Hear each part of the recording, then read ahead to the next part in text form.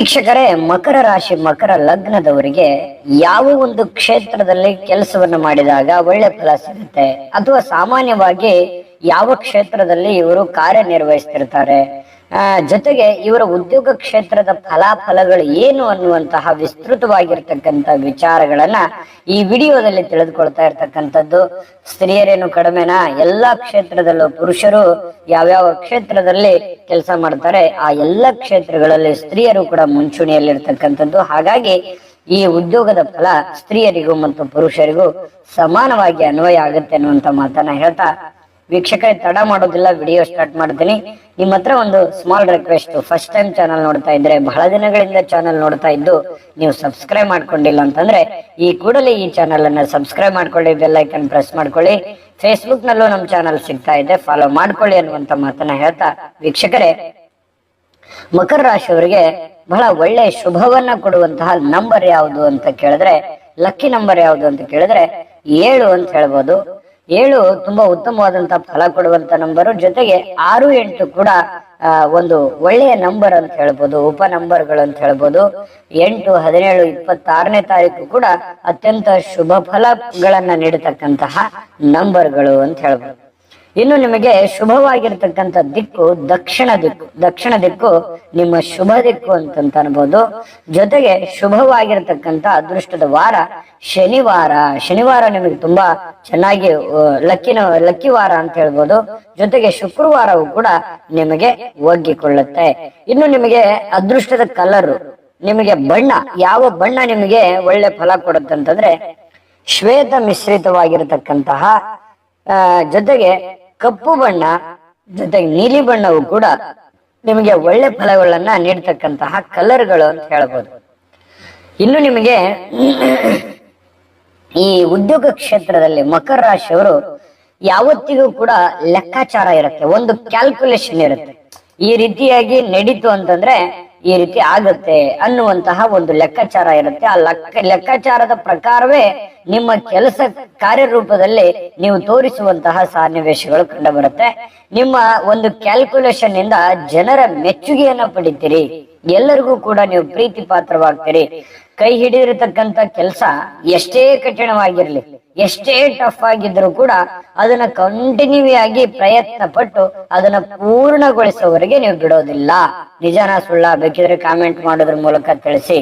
ಇನ್ನು ಅಧಿಕಾರವನ್ನ, ನಿಮ್ಗೆ ಕೊಟ್ಟಿರತಕ್ಕಂತಹ ಈ ಒಂದು ಅಧಿಕಾರವನ್ನ ಚೆನ್ನಾಗಿ ಸದುಪಯೋಗ ಮಾಡ್ಕೋತೀರಿ. ಅದನ್ನ ಒಂದು ಅವಕಾಶವನ್ನ, ಅಂದ್ರೆ ನೀವು ವ್ಯಾಪಾರ ಮಾಡಿ, ವಹಿವಾಟು ಮಾಡಿ, ಅಥವಾ ಯಾರೇ ಸರ್ಕಾರಿಯಲ್ಲಿ ಕೆಲಸ ಮಾಡಿ, ನೀವು ಏನೇ ಒಂದು ಕೆಲಸ ಮಾಡಿ, ನೀವು ಯಾವ ಒಂದು ಪೊಸಿಷನ್ ಅಲ್ಲಿ ಇದ್ದೀರಿ ಆ ಪೊಸಿಷನ್ ಅನ್ನ ಸರಿಯಾಗಿ ಅರ್ಥ ಮಾಡ್ಕೋತೀರಿ ಮತ್ತು ಅದನ್ನ ಅನುಭವಿಸ್ತೀರಿ. ಆ ಅನುಭವಿಸೋದ್ರಿಂದ ಏನಾಗುತ್ತೆ, ನೀವು ಖುಷಿಯಾಗಿರ್ತೀರಿ.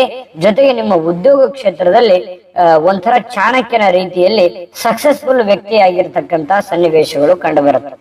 ಸಮಯ ಬಂದಾಗ ಒಂದು ಸಮಯದ ಉಪಯೋಗವನ್ನ ಪಡ್ಕೋತೀರಿ. ಅಂದ್ರೆ ನಮ್ಗೆ ಅವಕಾಶ ಇದೆಯಾ, ಇಲ್ಲಿ ಒಂದು ಚೆನ್ನಾಗಿ ಈ ಸಂದರ್ಭವನ್ನ ನಾನು ಯುಟಿಲೈಸ್ ಮಾಡ್ಕೋಬೇಕಾ, ಖಂಡಿತವಾಗ್ಲೂ ಅದನ್ನ ಹಾಳು ಮಾಡ್ಕೋದಿಲ್ಲ.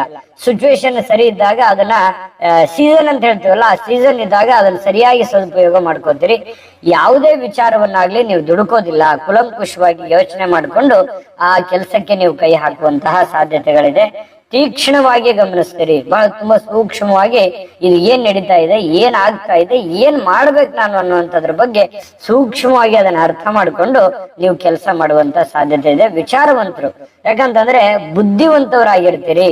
ಮತ್ತೆ ಒಂದೊಂದು ಸಂದರ್ಭದಲ್ಲಿ ಏನಾಗುತ್ತೆ, ಚಂಚಲ ಬುದ್ಧಿ ಕೂಡ ಇದೆ. ಯಾಕಂತಂದ್ರೆ ನೀವು ಪಾಸಿಟಿವ್ ಅಷ್ಟೇ ಅಲ್ಲ, ನೆಗೆಟಿವ್ ಕೂಡ ಇದಾವೆ. ಎಷ್ಟೋ ಸಲ ನೀವು ಚಂಚಲ ಬುದ್ಧಿಯಿಂದ ಅಥವಾ ಆಲಸ್ಯತನದಿಂದ ನಿಮ್ಮ ಕೆಲಸಗಳ ಮೇಲೆ ಪರಿಣಾಮ ಮಾಡಿಕೊಂಡಿರುವಂತಹ ಸಾಧ್ಯತೆಗಳು ಕೂಡ ಇದಾವೆ.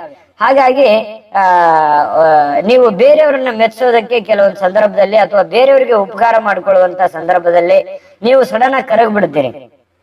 ಯಾರೇನೋ ಅಂತ ಇದ್ದಾರೆ ಅಥವಾ ಯಾರಿಗೇನೋ ಹೆಲ್ಪ್ ಮಾಡ್ಬೇಕು ಅಂತಂದ್ರೆ ಸಡನ್ ಆಗಿ ಕರಗ್ ಬಿಡ್ತೀರಿ. ಇದರಿಂದ ಬಹಳಷ್ಟು ಸಲ ಪೇಚಿಗೆ ಬಿದ್ದಿರುವಂತ ಸಾಧ್ಯತೆಗಳು ಕೂಡ ಇದೆ. ಆದ್ರೆ ಇನ್ನೊಂದು, ನಿಮ್ಮ ಕೆಲಸದ ವಿಚಾರಕ್ಕೆ ಸಂಬಂಧಪಟ್ಟಂತಹ ನಿಮಗೆ ಗೌರವ, ಕೀರ್ತಿ, ಒಂದ್ ಸ್ವಲ್ಪ ಗಳಿಕೆ, ಇದನ್ನ ಬಹಳಷ್ಟು ನಿಮ್ಗೆ ಸಿಗುವಂತಹ ಸನ್ನಿವೇಶಗಳಿದೆ. ನೀವು ಕಷ್ಟ ಏನ್ ಪಟ್ಟಿರ್ತೀರಿ ಅದಕ್ಕೆ ಫಲ ಖಂಡಿತವಾಗ್ಲೂ ಆ ಭಗವಂತ ಕೊಟ್ಟೇ ಇರ್ತಾನೆ. ಅದರ ಬಗ್ಗೆ ನೀವು ಚಿಂತೆ ಮಾಡುವಂತ ಅವಶ್ಯಕತೆ ಇಲ್ಲ. ಮತ್ತೆ ಈ ಯೋಚನೆ ಮಾಡಿ ಏನ್ ಹೆಜ್ಜೆ ಇಡ್ತೀರಿ, ದೊಡ್ಡ ದೊಡ್ಡ ಯೋಜನೆಗಳು ನಿಮ್ಮ ಮನಸ್ಸಿನಲ್ಲಿ ನಿರ್ಮಾಣ ಆಗುತ್ತೆ. ನೀವು ಏನೇ ಯೋಚನೆ ಮಾಡಿದ್ರೆ ದೊಡ್ಡದಾಗಿ ಯೋಚನೆ ಮಾಡುವಂತದ್ದು, ಪಕ್ಕಾ ಪ್ಲಾನ್ ಇಟ್ಕೊಂಡು ಯೋಚನೆ ಮಾಡುವಂತದ್ದು, ಜೊತೆಗೆ ನೀವು ಡಿಫ್ರೆಂಟ್ ಆಗಿ ಡಿಫ್ರೆಂಟ್ ಆಯಾಮಗಳಿಂದ ಯೋಚನೆ ಮಾಡ್ತೀರಿ. ಬೇರೆಯವರಿಗೆ ನಿಮ್ ಬಗ್ಗೆ ಅರ್ಥನೇ ಆಗಲ್ಲ. ಮಕರ ರಾಶಿ ಮಕರ ಲಗ್ನದವರಿಗೆ ಏನಪ್ಪಾ ಇವ್ರು ಏನು ಇಷ್ಟು ಡಿಫ್ರೆಂಟ್ ಆಗಿದ್ದಾರೆ, ನಮ್ಗೆ ಅರ್ಥನೇ ಆಗ್ಲಿಲ್ವಲ್ಲ, ನಮ್ಗೆ ಗೊತ್ತೇ ಆಗ್ಲಿಲ್ವಲ್ಲ, ಹಿಂಗೂ ಮಾಡ್ಬೋದಾ ಕೆಲ್ಸನ, ಇಲ್ಲೂ ಸೃಷ್ಟಿ ಆಗುತ್ತಾ ಕೆಲ್ಸ, ಈ ರೀತಿಯಾಗಿ ಎಷ್ಟೋ ಜನರು ನಿಮ್ ಬಗ್ಗೆ ಅಂದುಕೊಂಡಿರ್ತಕ್ಕಂಥವ್ರು ಕೂಡ ಇದ್ದಾರೆ. ಇನ್ನು ನೀವು ಏನೇ ಕೆಲಸ ಮಾಡಿದ್ರು ಕೂಡ ನೀವೇ ಖುದ್ದಾಗಿ ನಿಂತು ಮುತುವರ್ಜಿ ವಹಿಸಿ ಅದನ್ನ ಕೆಲಸವನ್ನ ಮಾಡಿ ಮುಗಿಸುವಂತಹ ಸಾಧ್ಯತೆಗಳು ಹೆಚ್ಚಾಗಿ ಕಂಡು ಬರುತ್ತೆ. ಮತ್ತೆ ನೀವು ಮಾತು ಕೊಡೋದಿಲ್ಲ, ಮಾತು ಕೊಟ್ರೆ ಅದನ್ನ ಉಳಿಸ್ಕೊಳ್ಳೋದಕ್ಕೆ ಏನು ಬೇಕು, ನಿಮ್ಗೆ ನಷ್ಟ ಆದ್ರೂ ಪರವಾಗಿಲ್ಲ, ನೀವು ಕೊಟ್ಟಿರುವಂತ ಮಾತಿಗೆ ಸ್ಟೇಬಲ್ ಆಗಿ ನಿಲ್ಲುವಂತಹ ಸನ್ನಿವೇಶಗಳು ಕಂಡು ಬರುತ್ತೆ. ಅಂದ್ರೆ ಕೊನೆ ಗಳಿಗೆವರೆಗೂ ನೀವು ಕೊಟ್ಟಿರುವಂತ ಮಾತನ್ನ ಉಳಿಸ್ಕೊಳ್ಳೋದಕ್ಕೆ ನೀವು ಸ್ಥಿರವಾಗಿ ಇರ್ತೀರಿ. ಯಾವಾಗ್ಲೂ ಕೂಡ ದುಡಿಯುವಂತ ಸ್ವಭಾವ ಉಳ್ಳವರ್ತಕ್ಕಂಥವ್ರು ನೀವಾಗಿರ್ತೀರಿ. ಇದ್ರ ಜೊತೆಗೆ ಆಧ್ಯಾತ್ಮ, ವೇದಾಂತ, ಧಾರ್ಮಿಕ ವಿಚಾರಗಳಲ್ಲಿಯೂ ಕೂಡ ಹೆಚ್ಚಿನ ಒಂದು ಆಸಕ್ತಿ ನಿಮಗೆ ಕಂಡು ಬರ್ತಾ ಇರತಕ್ಕಂಥದ್ದು. ಇನ್ನು ಗೂಢವಾಗಿರತಕ್ಕಂತಹ ನಿಗೂಢವಾಗಿರತಕ್ಕಂಥ ವಿದ್ಯೆಗಳಿರುತ್ತೆ. ಬುದ್ಧಿವಂತಿಕೆ ತುಂಬಾ ಚೆನ್ನಾಗಿರುತ್ತೆ. ಯಾವುದೇ ವಿದ್ಯೆಗಳನ್ನಾಗ್ಲಿ ಸ್ವಲ್ಪ ಬೇರೆಯವ್ರಿಗೆ ಯಾರಿಗೂ ನೀವು ಸರಿಸಾಟಿ ನೀವು ಒಂದು ಪೈಪೋಟಿ ಕೊಡುವಂತ ಮಟ್ಟಕ್ಕೆ ನೀವು ಯಾವುದಕ್ಕೂ ಕಡಿಮೆ ಇರಲ್ಲ. ಎಂತಹ ಒಂದು ವಿಚಾರಗಳಿದ್ರು ಕೂಡ ನೀವು ಕೂಡ ಪ್ರಬಲರಾಗಿ ನಿಲ್ಲೋದಕ್ಕೆ ನಿಮ್ಮ ಬುದ್ಧಿವಂತಿಕೆ, ನಿಮ್ಮ ಚಾಣಕ್ಯತನ ನಿಮಗೆ ಸಹಾಯವನ್ನ ಮಾಡುತ್ತೆ. ಇದು ನಿಮ್ಮ ಉದ್ಯೋಗಕ್ಕೆ ಸಂಬಂಧಪಟ್ಟಂತ ವಿಚಾರ. ಇನ್ನ ನೀವು ಯಾವ ಕ್ಷೇತ್ರದಲ್ಲಿ ಉದ್ಯೋಗ ಮಾಡಿದ್ರೆ ನಿಮ್ಗೆ ಒಳ್ಳೆ ಫಲ ಸಿಗುತ್ತೆ ಅನ್ನುವಂಥದ್ರ ಬಗ್ಗೆ ಬಹಳ ಮುಖ್ಯವಾದ ಟಾಪಿಕ್. ಜೊತೆಗೆ ನಿಮ್ಮ ಆರಾಧ್ಯ ದೈವ ಯಾವುದು ಅನ್ನುವಂತಹ, ಯಾರು ನಿಮ್ಮ ಆರಾಧ್ಯ ದೇವತೆ ಯಾರು ಅನ್ನುವಂತ ವಿಚಾರವಾಗಿ ನಿಮಗೆ ಹೇಳುವಂತದ್ದು ಇದೆ. ಅದಕ್ಕಿಂತ ಮುಂಚೆ ಒಂದು ಮುಖ್ಯವಾದ ವಿಡಿಯೋ ಇದೆ, ನೀವು ಮಿಸ್ ಮಾಡ್ಕೊಳ್ಳೋದಾದ್ರೆ ನೋಡ್ಕೊಂಡ್ ಬನ್ನಿ. ವೀಕ್ಷಕರೇ, ನೀವಿನ್ನೂ ನಿಮ್ಮ ಜಾತಕ ಬರಸೇ ಇಲ್ವಾ? ನಿಮ್ಮ ಮಕ್ಕಳ ಜಾತಕ ನೀವಿನ್ನೂ ತೆಗೆದುಕೊಂಡೇ ಇಲ್ವಾ? ಜಾತಕ ತಗೊಳ್ಳುವಂತದ್ದಕ್ಕೆ ಒಂದು ಸುವರ್ಣ ಅವಕಾಶ ಇದೆ. ಈ ವಿಡಿಯೋದ ಕೆಳಗಡೆ ಅಂದ್ರೆ ಡಿಸ್ಕ್ರಿಪ್ಷನ್ ಇದೆ, ಈ ವಿಡಿಯೋದಲ್ಲ, ಈ ವಿಡಿಯೋದ ಕೆಳಗಡೆ ಡಿಸ್ಕ್ರಿಪ್ಷನ್ ಇದೆ.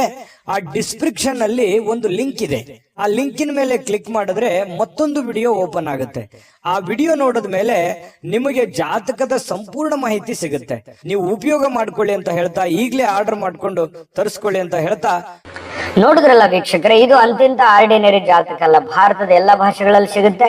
ಹಿಂದಕ್ಕೆ ಹಿರಿಯರು ಮಗು ಹುಟ್ಟಿದ ತಕ್ಷಣ ಮಗುವಿನ ಜಾತಕ ಬರೆಸ್ತಿದ್ರು. ಯಾಕಂದ್ರೆ ಅವ್ರಿಗೆ ಅದ್ರ ಬಗ್ಗೆ ಅದರ ವೇಟ್ ಏನು ಅಂತ ಅವ್ರಿಗೆ ಗೊತ್ತಿತ್ತು, ಅದರ ಮೌಲ್ಯ ಗೊತ್ತಿತ್ತು. ಈಗೇನಾಗಿದೆ, ಯಾರಿಗೂ ಸಮಯನೂ ಇಲ್ಲ. ಆಧುನಿಕವಾಗಿರುವಂತ ಜೀವನ ಶೈಲಿಯಿಂದಾಗಿ ಬದಲಾಗ್ಬಿಟ್ಟಿದೆ ಜೀವನ. ಅದ್ರ ಬಗ್ಗೆ ಹೆಚ್ಚಿನ ಜನರಿಗೆ ಗೊತ್ತೂ ಇಲ್ಲ. ಹಾಗಾಗಿ JB ಪ್ರೆಡಿಕ್ಷನ್ಸ್ ಅವರು ನೀವು ಕುಳಿತಲ್ಲೇ ಆರ್ಡರ್ ಮಾಡ್ಕೊಂಡು ತರಿಸ್ಕೊಳ್ಳೋದಕ್ಕೆ ಒಂದು ಒಳ್ಳೆಯ ಅವಕಾಶವನ್ನು ಮಾಡಿಕೊಟ್ಟಿದ್ದಾರೆ. ಈಗಲೇ ಆರ್ಡರ್ ಮಾಡ್ಕೊಂಡು ತರಿಸ್ಕೊಳ್ಳಿ ಅನ್ನುವಂತ ಮಾತನ್ನ ಹೇಳ್ತಾ, ನೋಡಿ, ಮಕರ ರಾಶಿ ಮಕರ ಲಗ್ನದವರಿಗೆ ಯಾವ ಒಂದು ಕ್ಷೇತ್ರದಲ್ಲಿ ಉದ್ಯೋಗವನ್ನ ಮಾಡಿದ್ರೆ ಚೆನ್ನಾಗಿರುತ್ತೆ ಅಂತಂದ್ರೆ, ಸಕ್ಸಸ್ಫುಲ್ ಆಗಿರ್ತಕ್ಕಂಥ ಉದ್ಯೋಗಗಳನ್ನ ನೋಡಿದಾಗ ಕೃಷಿ ಕ್ಷೇತ್ರದಲ್ಲಿ ಬಹಳಷ್ಟು ಒಳ್ಳೆ ಫಲ ಸಿಗುತ್ತೆ ಕೆಲವೊಂದು ಜನರಿಗೆ. ಗಣಿಗಾರಿಕೆ ಕ್ಷೇತ್ರದಲ್ಲಿ, ಈ ಭೂಮಿಗೆ ಸಂಬಂಧಿಸಿರತಕ್ಕಂತಹ ಯಾವುದೇ ಒಂದು ರಿಯಲ್ ಎಸ್ಟೇಟ್ ಇರ್ಬೋದು, ಅಥವಾ ಒಟ್ಟು ಭೂಮಿಗೆ ಸಂಬಂಧಿಸಿರ್ತಕ್ಕಂಥ ಉದ್ಯೋಗ ಚೆನ್ನಾಗಿದೆ. ಅರಣ್ಯ ಉತ್ಪನ್ನಗಳನ್ನು ಮಾರತಕ್ಕಂತ ವಿಚಾರದಲ್ಲಿ ತುಂಬಾ ಚೆನ್ನಾಗಿದೆ. ಭೂಗರ್ಭ ವಿಜ್ಞಾನಗಳಲ್ಲಿ ಬಹಳಷ್ಟು ಒಳ್ಳೆ ಸಾಧನೆ ಮಾಡತಕ್ಕಂತ ಸಾಧ್ಯತೆಗಳಿದೆ. ಆಡಳಿತ ವಿಭಾಗ, ಎಂತಹ ಒಂದು ಆಡಳಿತಗಳನ್ನು ಇವ್ರ ಕೈಯಲ್ಲಿ ಕೊಟ್ಟರು, ಸಂಘ ಸಂಸ್ಥೆಗಳು, ರಾಜಕೀಯ ಅಥವಾ ಬೇರೆ ಬೇರೆ ಕ್ಷೇತ್ರಗಳಲ್ಲಿ ಬಹಳಷ್ಟು ಒಳ್ಳೆಯ ಕೆಲಸಗಳನ್ನ ಮಾಡತಕ್ಕಂಥದ್ದು. ಹಣಕಾಸಿನ ಸಂಸ್ಥೆ, ಈ ಬ್ಯಾಂಕ್ಗಳು ಅಥವಾ ಹಣಕಾಸಿಗೆ ಸಂಬಂಧಪಟ್ಟಂತ ವ್ಯವಸ್ಥೆಗಳನ್ನ ನಿರ್ವಹಿಸೋದಕ್ಕೆ ಬಹಳಷ್ಟು ಒಂದು ಒಳ್ಳೆಯ ಸಕ್ಸಸ್ ಅನ್ನ ಪಡೆಯುವಂತ ಸಾಧ್ಯತೆಗಳಿದೆ. ಸಮಾಜ ಸೇವೆಯಲ್ಲಂತೂ ಬಹಳ ಅದ್ಭುತವಾದಂತಹ ಹೆಸರನ್ನ ಮಾಡುವಂತ ಸನ್ನಿವೇಶಗಳು ಕಂಡು ಬರುತ್ತೆ. ಇನ್ನು ಈ ನೌಕಾಪಡೆಯಲ್ಲಿ ಒಂದು ಒಳ್ಳೆ ಕೆಲಸವನ್ನ ಮಾಡ್ತಕ್ಕಂತ ಸನ್ನಿವೇಶಗಳಿದೆ. ಕೇಂದ್ರ ಸರ್ಕಾರಿ, ಅರೆ ಸರ್ಕಾರಿ, ಅಬಕಾರಿ ಇಲಾಖೆ ಬಹಳಷ್ಟು ಒಳ್ಳೆಯ ಒಂದು ಹೆಸರನ್ನ ಸಂಪಾದಿಸೋದಕ್ಕೆ ಒಂದು ಒಳ್ಳೆ ಅವಕಾಶ ಇದೆ. ಅಂದ್ರೆ ಈ ಎಲ್ಲಾ ಕ್ಷೇತ್ರಗಳು ನಿಮ್ಗೆ ತುಂಬಾ ಚೆನ್ನಾಗಿ ಸೂಟ್ ಆಗ್ತವೆ. ಬೇರೆ ಕ್ಷೇತ್ರದಲ್ಲಿ ಅವಕಾಶವೇ ಇಲ್ಲ ಅಂತಂದ್ರೆ ತಪ್ಪಾದಿತ್ತು. ಖಂಡಿತವಾಗ್ಲೂ ಮಕರ ರಾಶಿಯವರಿಗೆ ಒಂದು ಸೆಲ್ಫ್ ಕಾನ್ಫಿಡೆನ್ಸ್ ಜಾಸ್ತಿ ಆಗಿರೋದ್ರಿಂದ ಈ ಉದ್ಯೋಗಕ್ಕೆ ಬಹಳಷ್ಟು ಚಾಣಕ್ಯರು ಅಂತ ಹೇಳ್ಬೋದು. ಹಾಗಾಗಿ ಎಲ್ಲಾ ರಂಗದಲ್ಲಿಯೂ ಎಲ್ಲಾ ಕ್ಷೇತ್ರದಲ್ಲಿಯೂ ಕೂಡ ನಿಮ್ಮ ಛಾಪನ್ನ ಮೂಡಿಸಿರ್ತಕ್ಕಂಥದ್ದು ಕಂಡು ಬರ್ತಾ ಇರತಕ್ಕಂಥದ್ದು. ಇನ್ನು ನಿಮಗೆ ಈ ಪಂಚಮುಖಿ ರುದ್ರಾಕ್ಷಿಯನ್ನ ಹೊರತುಪಡಿಸಿ, ಯಾವ ರುದ್ರಾಕ್ಷಿ ಹಾಕೋಬೇಕು ಅಂತಂದ್ರೆ ಪಂಚಮುಖಿ ರುದ್ರಾಕ್ಷಿಯನ್ನ ಹೊರತುಪಡಿಸಿ ಬೇರೆ ಯಾವುದೇ ರುದ್ರಾಕ್ಷಿಯನ್ನ ಹಾಕೊಂಡ್ರು ಕೂಡ ನಿಮ್ಗೆ ಖಂಡಿತ ಒಳ್ಳೆ ಫಲ ಸಿಗುತ್ತೆ. ಇನ್ನು ನಿಮ್ಮ ಆರಾಧ್ಯ ದೇವತೆ ಯಾರು, ಯಾವ ದೇವರನ್ನ ಸದಾ ಕಾಲ ಸ್ಮರಿಸಬೇಕು ಅನ್ನೋದ್ರ ವಿಚಾರವಾಗಿ ನಿಮಗೆ ನೀವು ತಿಳ್ಕೊಳ್ಳೇಬೇಕು ಚುಟುಕಾಗಿ. ಅದಕ್ಕಿಂತ ಮುಂಚೆ ನಮ್ಮ ವಿಡಿಯೋ ನಿಮಗೆ ಹೇಗೆ ಅನಿಸ್ತು, ಇಷ್ಟ ಆಯ್ತು ಅಂತಂದ್ರೆ ಲೈಕ್ ಮಾಡಿ, ಶೇರ್ ಮಾಡಿ, ನಮ್ಮ ಚಾನಲ್ ಸಬ್ಸ್ಕ್ರೈಬ್ ಮಾಡ್ಕೊಳ್ಳಿ. ನಿಮ್ಮ ಅಮೂಲ್ಯ ಅಭಿಪ್ರಾಯಗಳನ್ನು ಕೂಡ ತಿಳಿಸಿ. ಈ ವಿಡಿಯೋದ ಕೆಳಗಡೆ ಡಿಸ್ಕ್ರಿಪ್ಷನ್ ಲಿಂಕ್ ಇದೆ, ಅಲ್ಲೂ ಕೂಡ 12 ರಾಶಿಯವರ ರಾಶಿ ಫಲದ ಲಿಂಕ್ ಸಿಗುತ್ತೆ. ನಿಮಗೆ ಇಷ್ಟವಾಗಿರತಕ್ಕಂತ ವಿಡಿಯೋಗಳನ್ನ ನೋಡ್ಕೊಳ್ಳಿ ಅನ್ನುವಂತ ಮಾತನ್ನ ಹೇಳ್ತಾ, ನೋಡಿ ನಿಮ್ಮ ಆರಾಧ್ಯ ದೇವತೆ ಸದಾ ಸ್ಮರಿಸುವಂತಹ ದೇವತೆ ಯಾರು ಅಂತಂದ್ರೆ ಶನೇಶ್ವರ ಸ್ವಾಮಿ ಹಾಗೂ ಆಂಜನೇಯ ಸ್ವಾಮಿ. ಈ ದೇವರನ್ನ ಶನೇಶ್ವರ ಸ್ವಾಮಿಯನ್ನ ಸದಾ ಸ್ಮರಣೆಯಲ್ಲಿ ಇಟ್ಕೊಂಡ್ರೆ ಬಹಳಷ್ಟು ಒಳ್ಳೆ ಫಲ ಸಿಗುತ್ತೆ. ಜೊತೆಗೆ ಆಂಜನೇಯ ಸ್ವಾಮಿಯನ್ನು ಸ್ಮರಣೆ ಮಾಡ್ಕೊಳ್ಳಿ, ಆರಾಧನೆ ಮಾಡಿ, ಪೂಜೆಯನ್ನು ಮಾಡಿ. ಖಂಡಿತವಾಗ್ಲೂ ದೈವ ಕೃಪೆ ಅನ್ನುವಂಥದ್ದು ನಿಮಗೆ ಸಿಗ್ತಾ ಇರತಕ್ಕಂಥದ್ದು. ದೈವ ಕೃಪೆ ಸಿಗಲಿ. ಜೊತೆಗೆ ತಾಯಿ ಅನ್ನಪೂರ್ಣೇಶ್ವರಿ ಶನೇಶ್ವರ ಸ್ವಾಮಿ ನಿಮಗೆ ಒಳ್ಳೆ ಫಲಗಳನ್ನ ಕೊಟ್ಟು ಕರುಣಿಸ್ಲಿ ಅಂತ ಪ್ರಾರ್ಥನೆ ಮಾಡ್ಕೊಳ್ತಾ, ಸರ್ವೇ ಜನಃ ಸುಖಿನೋ ಭವಂತು.